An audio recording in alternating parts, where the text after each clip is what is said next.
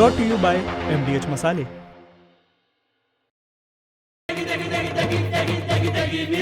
MDH की देगी मिर्च, देगी मिर्च का तड़का, अंग अंग फड़का। MDH की देगी मिर्च।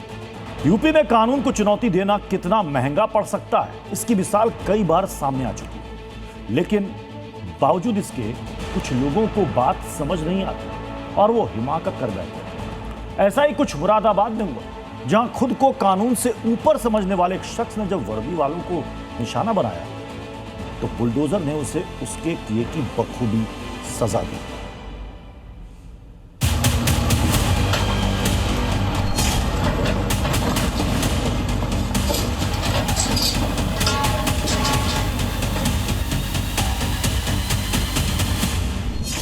उत्तर प्रदेश के अंदर जिस भी सरकारी भूमि पर किसी भूमाफिया ने कब्जा किया है उसको तत्काल छोड़ो।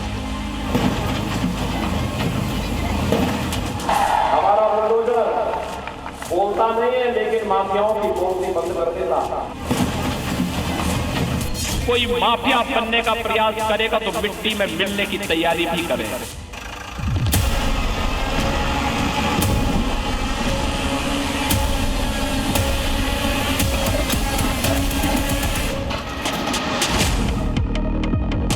सीएम योगी की चेतावनी बिल्कुल लाउड एंड क्लियर है। कोई लाग लपेट नहीं, एकदम सीधा संदेश। सरकारी जमीन पर कब्जा है तो बुलडोजर चलेगा, अवैध निर्माण किया है तो बुलडोजर गरजेगा। कानून को चुनौती दोगे तो बुलडोजर छोड़ेगा नहीं। मुरादाबाद में अपने पंजे से इस इमारत की धज्जियां उड़ाता बुलडोजर यही काम कर रहा है। मूढ़ा पांडे इलाके में जिस इमारत पर एक्शन हो रहा है, आरोप है कि उसका बड़ा हिस्सा सरकारी जमीन पर कब्जा कर बनाया गया है, इसीलिए बुलडोजर उस हिस्से को तोड़ रहा है। देखिए कैसे इस दीवार को बुलडोजर ने ध्वस्त कर दिया।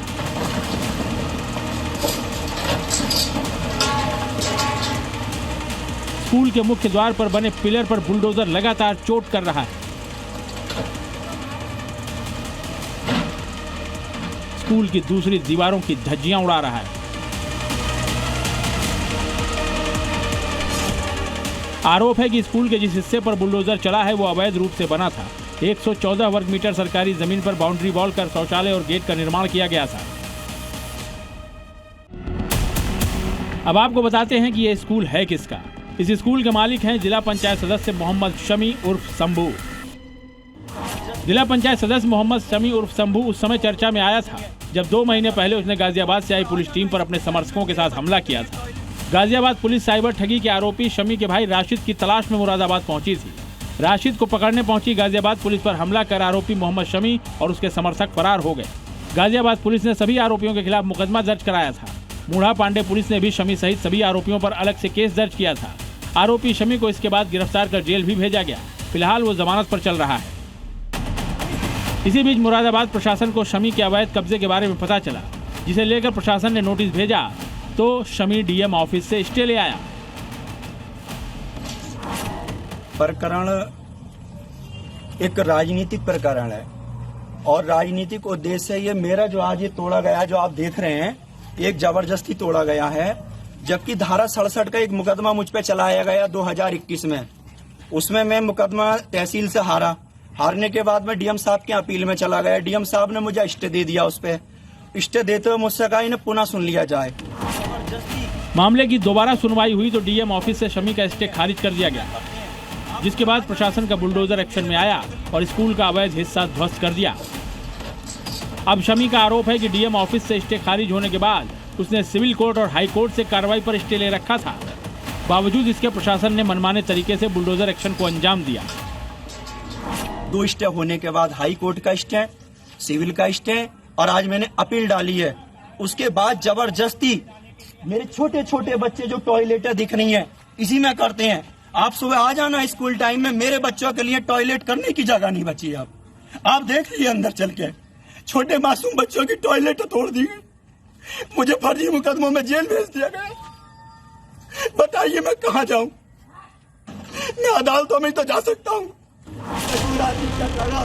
मोहम्मद शमी उर्फ शंभू आज आंसू बहा रहा है, नियम कानून की दुहाई दे रहा है। लेकिन उस वक्त उसे नियम कानून याद नहीं आए जब वो पुलिस टीम पर हमला कर फरार हुआ था। जब सरकारी जमीन पर कब्जा कर अवैध निर्माण कर रहा था। अब जब एक्शन हुआ है तो उसे नियम कायदे याद आ रहे हैं। ब्यूरो रिपोर्ट, जी मीडिया। लाल रंग इसका अपार, तीखा कम है फिर भी स्वाद। बेमिसाल बेमिसाल MDH Kashmiri. MDH Kashmiri. MDH। अब से कुछ घंटों के बाद देश आजादी का 80वां स्वतंत्रता दिवस पूरे जोश और फख्र से मना रहा होगा। लेकिन उससे पहले सपा के अबू आजमी जैसे नेता और कुछ भड़काऊ मौलाना वंदे मातरम गाने से इनकार कर रहे हैं और दुहाई इस्लाम की दे रहे हैं। ऐसे में ये वतन से मोहब्बत बनाम इबादत की बहस बन गई।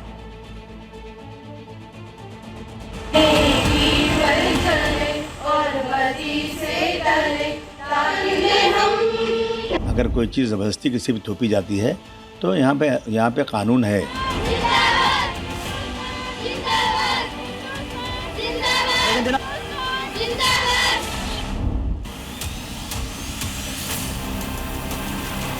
हमें फख्र महसूस होता है कि हमने आज ये पेश किया है। सत्ता में जो रहते हैं ना, वो लोग कोई भी कानून पास करा सकते हैं। पास हो गया कानून, गाए हो, हम क्या मना कर रहे हैं। यहाँ कोर्ट कचहरी है, उससे फैसला होगा लोगों का, लेकिन वो गाए हम सुनेंगे।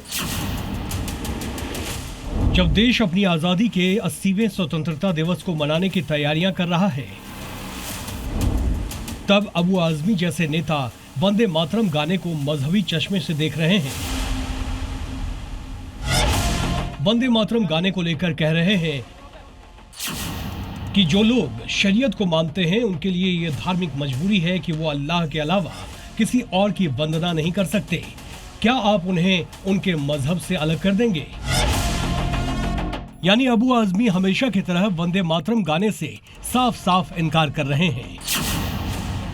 बेवजह वंदे मातरम को इस्लाम से जोड़ रहे हैं। वंदे मातरम को लेकर राजनीति कर रहे हैं।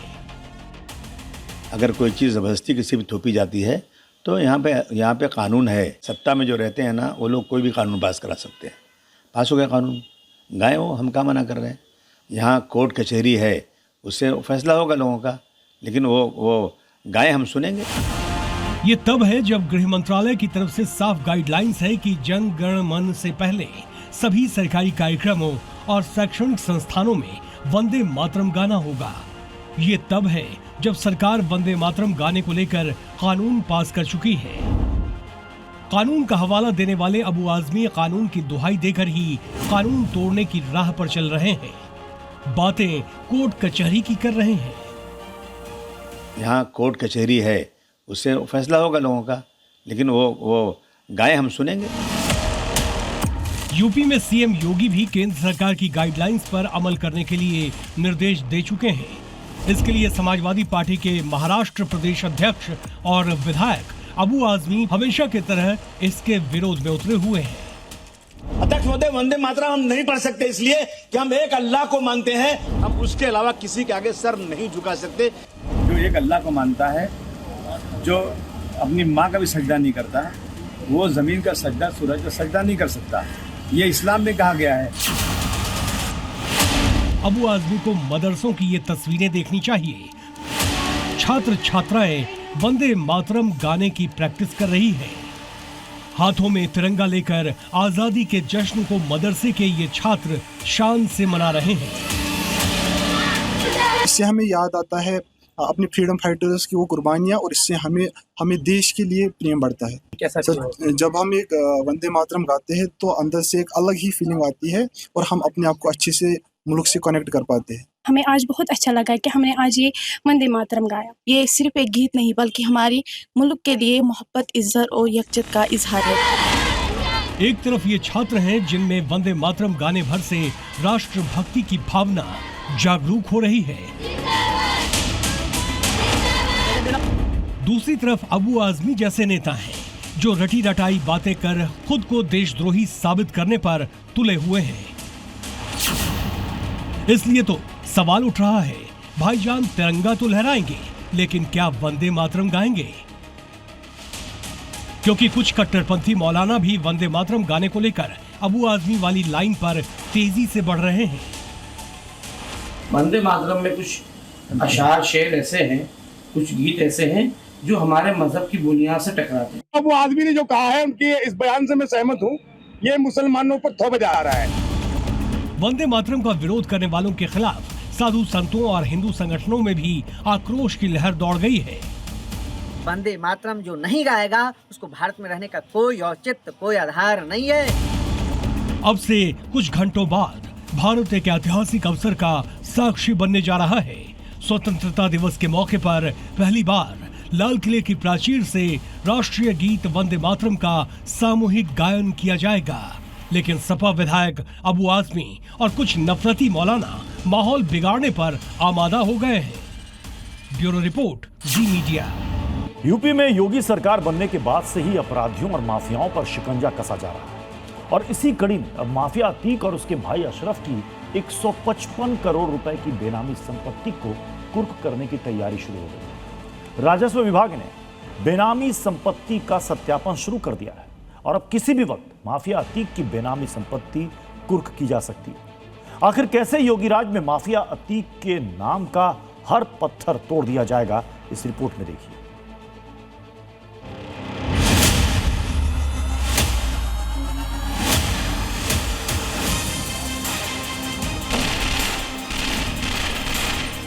जिस प्रयागराज को माफिया अतीक अहमद ने अपने अवैध धंधों का अड्डा बनाया, जहां सरकारी जमीनों पर कब्जा, अवैध प्लॉटिंग जैसे अपराध खुलेआम किए, उसी माफिया अतीक के साम्राज्य को सीएम योगी ने मिट्टी में मिला दिया।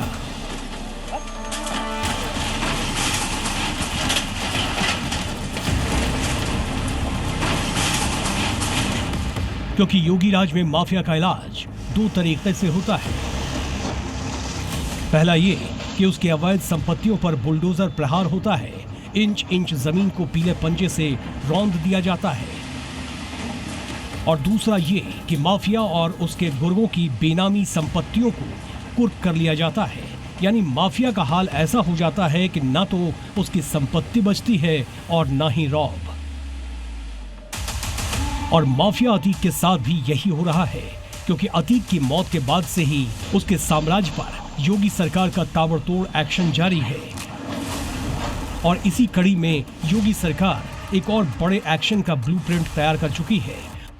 दरअसल योगी फोर्स ने अतीक की 155 करोड़ की बेनामी संपत्ति को चिन्हित किया, जिसे गैंगस्टर एक्ट के तहत कुर्क किया जाएगा। बेनामी संपत्ति प्रयागराज की सदर तहसील इलाके में मौजूद है।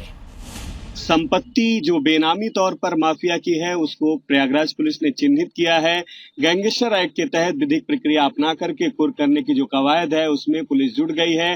दरअसल बीते महीने भी करीब 350 करोड़ की माफिया की संपत्ति जो बेनामी थी उसको कुर्क किया गया था। ये वो संपत्ति है जिसको पूर्व में कुर्क किया जा चुका है। कुछ इसी तरीके की बेनामी संपत्ति एक और जो है प्रयागराज पुलिस ने चिन्हित की है और जल्द ही माना जा रहा है कि वहां पर भी जो एक्शन है प्रयागराज पुलिस का देखने को मिलेगा। पुलिस की माने तो माफिया अतीक और उसके भाई अशरफ ने दूसरों के नाम पर करोड़ों की संपत्तियां ले रखी थी, वो भी अपनी दबंगई और रसूख के दम पर। बस फिर क्या, पुलिस ने राजस्व विभाग में बेनामी संपत्ति को लेकर जांच पड़ताल की और अब अतीक की कमाई के जर्रे जर्रे पर योगी फोर्स सरकारी सील लगाने की तैयारी में जुटी है। बता दें कि साल 1989 में अतीक अहमद ने जरायम की दुनिया में कदम रखा। इसी के साथ माफिया अतीक ने अपने अवैध साम्राज्य को खड़ा करना शुरू किया।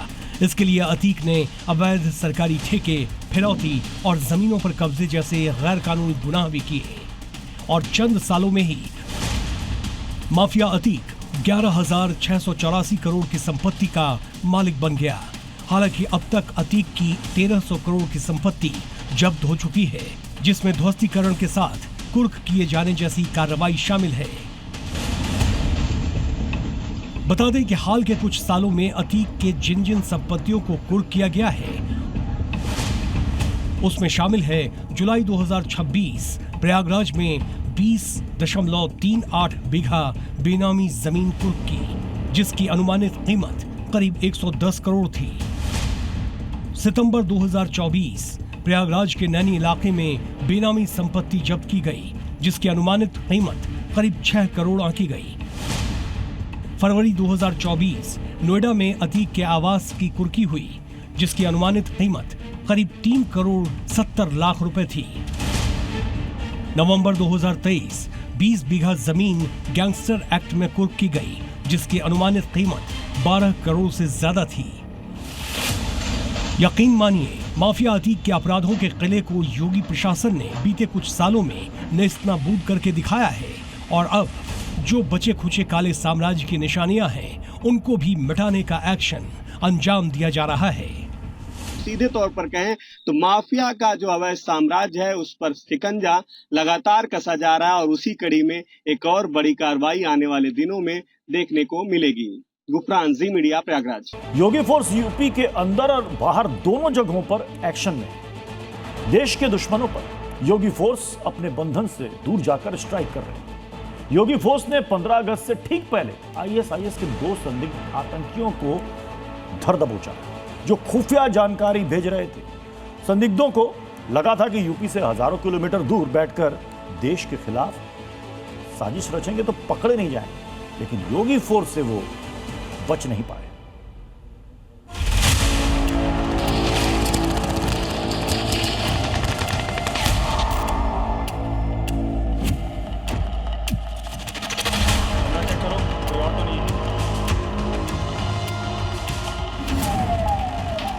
लखनऊ से 1500 किलोमीटर दूर योगी फोर्स की स्ट्राइक।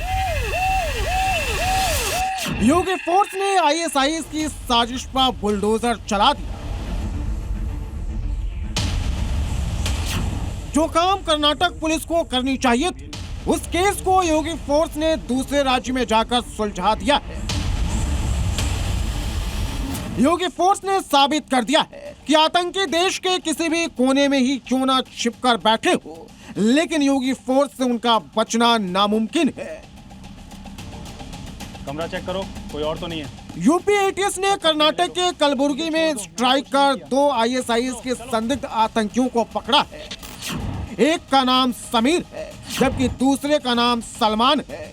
दोनों यूपी के रहने वाले हैं और कर्नाटक में एक बीफ फैक्ट्री में काम करते थे। दोनों पाकिस्तानी एजेंट और आईएसआईएस के सीधे संपर्क में थे।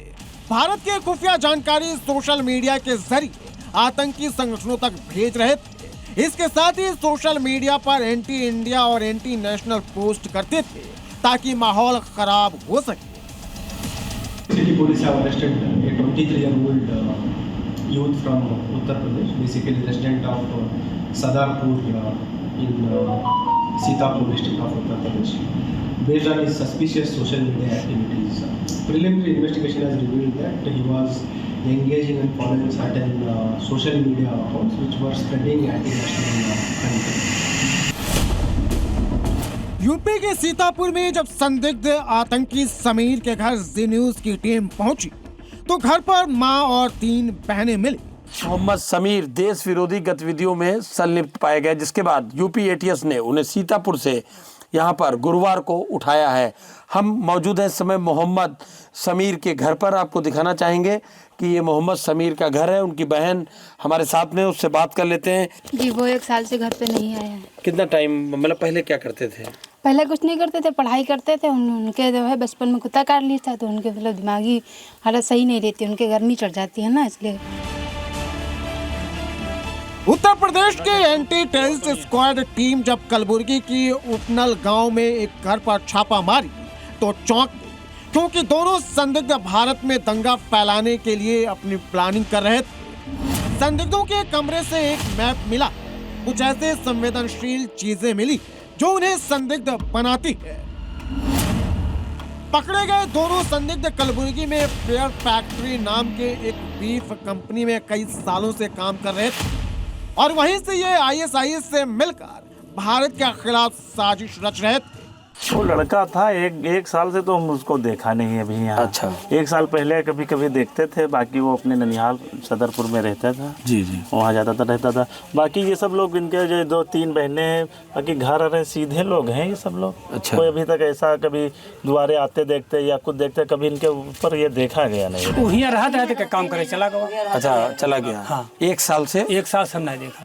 पुलिस के मुताबिक व्हाट्सएप कॉल से संदिग्ध लगातार पाकिस्तानी हैंडलर्स के संपर्क में, फेसबुक और दूसरे डिजिटल प्लेटफॉर्म के जरिए ISIS के स्लीपर सेल से जुड़े हुए थे। दोनों संदिग्धों के खिलाफ कलबुर्गी के यूनिवर्सिटी पुलिस स्टेशन में केस दर्ज कर लिया गया है। तो वहीं योगी फोर्स पकड़े गए दोनों संदिग्धों की हिस्ट्री खंगाल रही ताकि इनके एक एक गुनाहों का हिसाब हो सके। ब्यूरो रिपोर्ट, ज़ी मीडिया। उत्तराखंड में मदरसा बोर्ड खत्म होने के बाद अब अवैध मदरसों पर बुलडोजर प्रहार की तैयारी। नई शिक्षा नीति के तहत अभी तक सिर्फ 7 मदरसों को ही मान्यता मिली और अगर 30 सितंबर तक बाकी के 445 मदरसों को मान्यता नहीं मिलती है तो फिर अक्टूबर में धामी का बुलडोजर फाइनल अटैक के लिए तैयार है।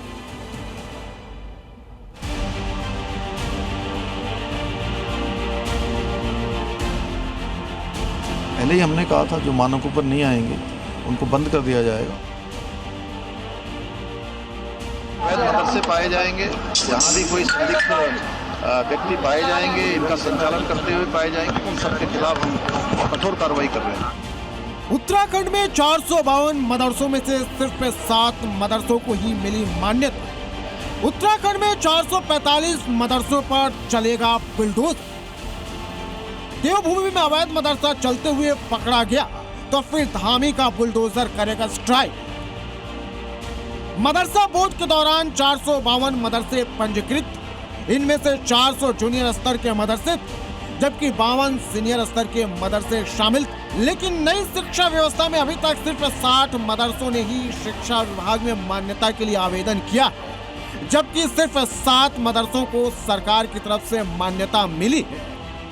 उत्तराखंड सरकार ने मदरसों में बेहतर शिक्षा मिले, इसके लिए 1 जुलाई को अल्पसंख्यक शिक्षा प्राधिकरण का गठन किया गया, जिसके तहत सभी मदरसों को सरकार से मान्यता लेना अनिवार्य हो गया है।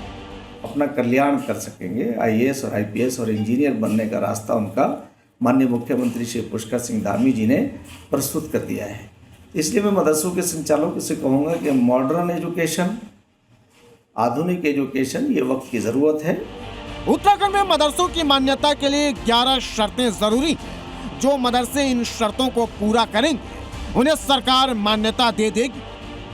धार्मिक गतिविधियों में भागीदारी जरूरी नहीं होगी। मदरसों में केवल मान्यता प्राप्त डिग्रीधारी टीचर ही पढ़ा पाएंगे।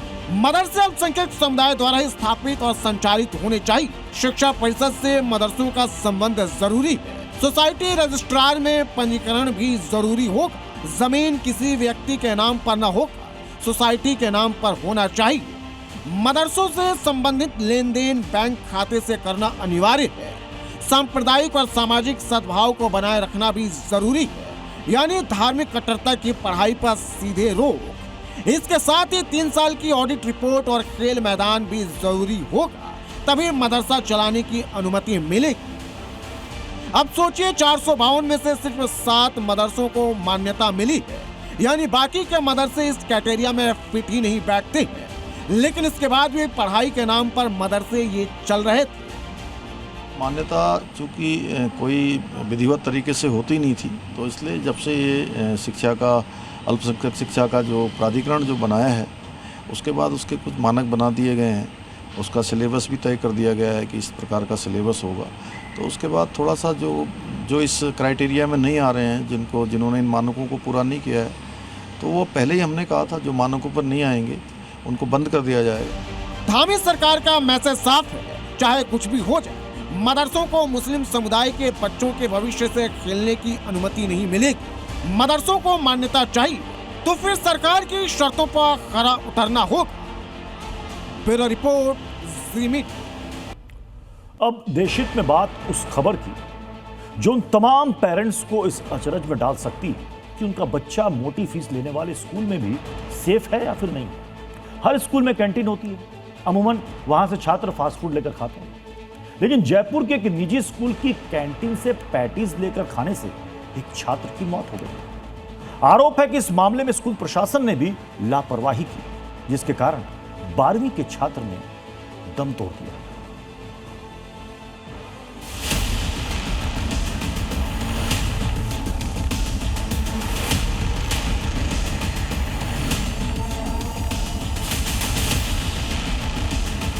उसने ली थी ना पूरी, तो उसके अटक गई थी, फिर इन्हें भेजा ही नहीं, लेटा के रखा, सीधा लेटा रखा, उसके नीला पड़ गया था पूरा, वो सांस नहीं आ रही थी उसके अटक गई, पानी पीने गया, वहीं पे वो गिर गया। अब स्कूल वालों ने वहाँ पे इसको रखा 1 घंटे तक। स्कूल की लापरवाही है। 12वीं क्लास में पढ़ने वाले एक छात्र ने अपने स्कूल में दम तोड़ दिया। उसने स्कूल कैंटीन से पैटीज लेकर खाई थी।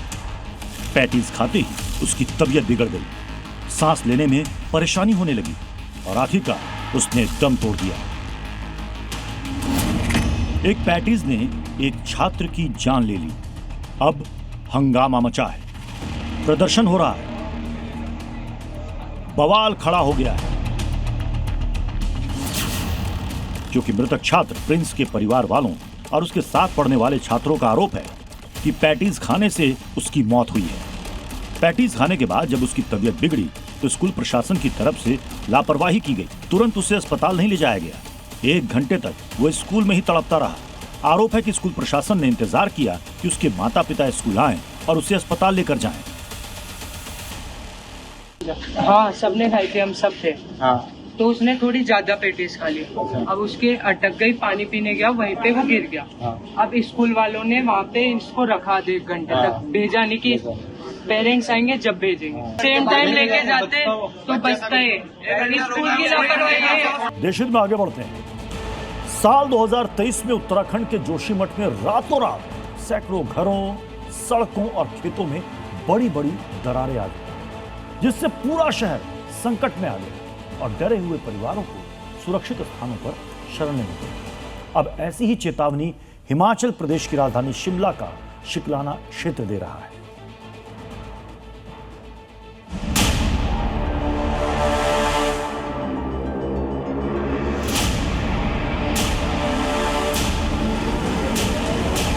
ये जो सुरक्षा दीवार यहाँ पर ठीक मकान के पीछे दी गई थी, ये पूरी तरीके से टेढ़ी हो चुकी है और ये जो पूरा रास्ता है ये भी साफ तौर पर दिखा रहा है कि यहाँ पर जो जमीन है वो धंसती हुई नजर आ रही है।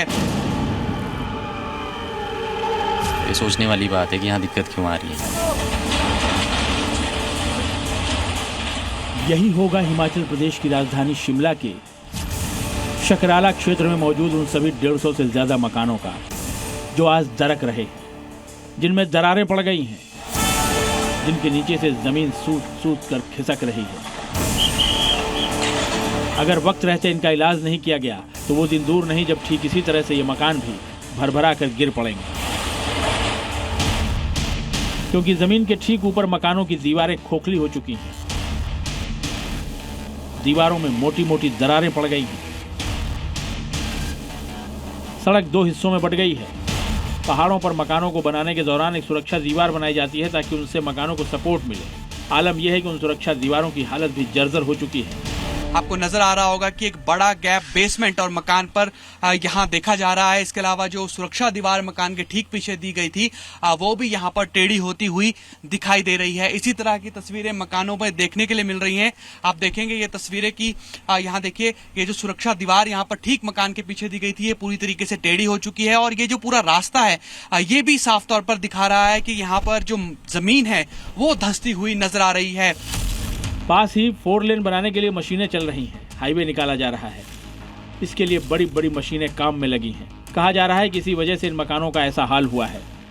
यहाँ देखेंगे आप, एनएच का काम चल रहा है और परेशानी ये है कि मकानों पर दरारें देखने के लिए मिल रही हैं और लोगों का ये कहना है कि बीते 3-4 सालों से लगातार इस तरह की घटनाएं यहाँ शकराला गांव में सामने आ रही हैं। देखिए, ये यहाँ पर टाइल्स के जरिए इन दरारों को भरा गया है और इसी तरह की तस्वीर आपको पूरे यहाँ पर नजर आएगी। दरार जगह जगह पर देखने के लिए मिल रही है। देखिए, इसका एक साथ लगता मकान है जहाँ पर आपको जो एक बेसमेंट वॉल है, दरअसल पहाड़ों पर जब भी निर्माण करना होता है तो इस तरह एक सुरक्षा दीवार, जिसे स्थानीय भाषा में डंगा कहा जाता है, ये डंगा देना होता है। इसमें भी आपको इस तरह की दरारें नजर आएंगी।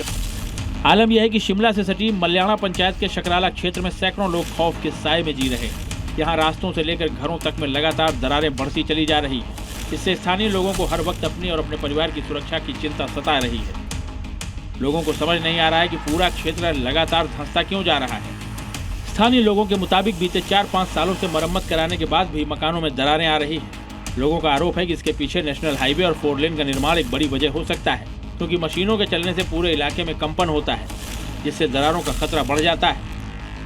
आई थिंक ये 3-4 साल में अभी जो 4 लेन का काम चला है, मे भी शायद उस वजह से भी हो सकता है, बिकॉज 4-5 साल पहले हमने ये चीज़ नहीं देखी थी। तो ये सोचने वाली बात है कि यहाँ दिक्कत क्यों आ रही है। मेरे भी पड़ी थी, मैंने कर दिया, अब ठीक कर रहा हूँ। अब क्या करना, खर्चा तो आ ही रहा है, हर साल ही करते रिपेयर। ये तो जब से मकान बना है मेरे ख्याल में तब से ही आ रही है। नेशनल हाई की वजह से भी है, थोड़ा सा हिल तो जाता ही है, थोड़ा ना वाइब्रेशन से हिल गया होना थोड़ा सा। शिमला के शकराला क्षेत्र में 150 से ज्यादा मकान हैं, जिनमें दरारें पड़ने के बाद बरसात के मौसम में उनके गिरने का खतरा मंडरा रहा है। हालात ये हो गए हैं कि शकराला में लोगों के घर तक पहुंचने वाली सीढ़ियां भी एक और झुक चुकी हैं। आज जो सीढ़ियां यहाँ पर उतरने के लिए बनाई गई थी, वहां पर भी एक बड़ा गैप नजर आएगा और इसी तरह की तस्वीरें यहाँ के कई मकानों में देखने के लिए मिल रही हैं। लोगों का कहना है कि हर साल उन्हें रिपेयर में 3 से 4 लाख रुपए खर्च करना पड़ रहा है। स्थानीय लोगों के मुताबिक पूरी पहाड़ी में दशकों से लगातार धंसाव हो रहा है। पहाड़ी के ऊपरी हिस्से में नेशनल हाईवे और निचले हिस्से में 4 लेन निर्माण के लिए की गई कटिंग से खतरा बढ़ गया है। मकान लगातार धंस रहे हैं। इसके पीछे की वजह गहरी घाटियों में रेतीली दोमट मिट्टी का पाया जाना हो सकता है। यहाँ मिट्टी हल्की रेतीली से भारी चिकनी तक होती है। ऐसे में पानी के रिसने, खुदाई, ब्लास्टिंग या फिर भारी निर्माण से पहाड़ों में आसानी से दरारें और धंसाव हो सकता है।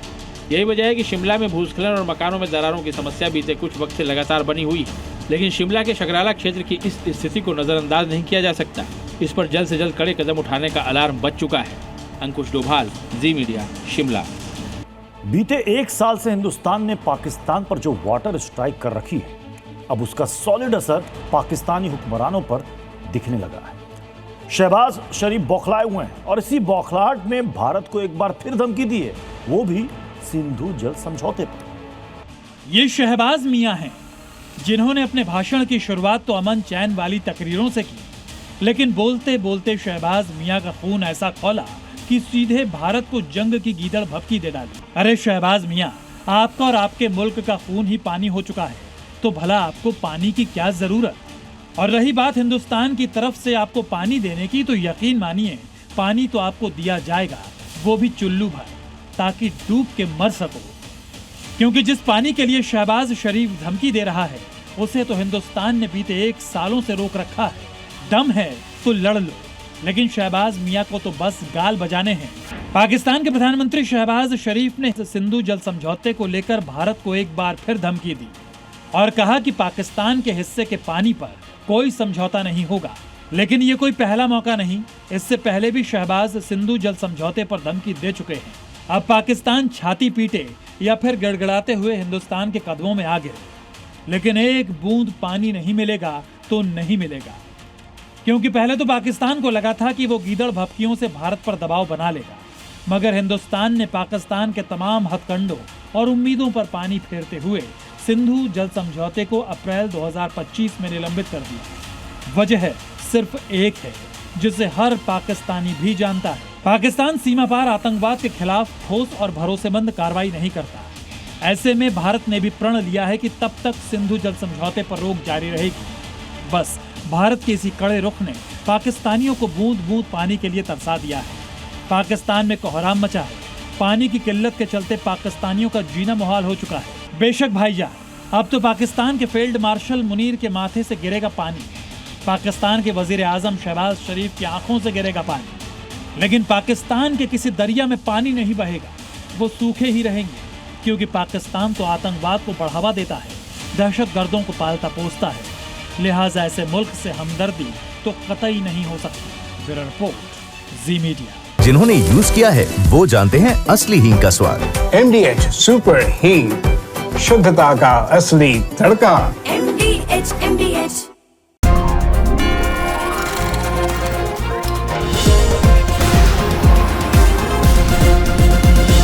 brought to you by MDH मसाले।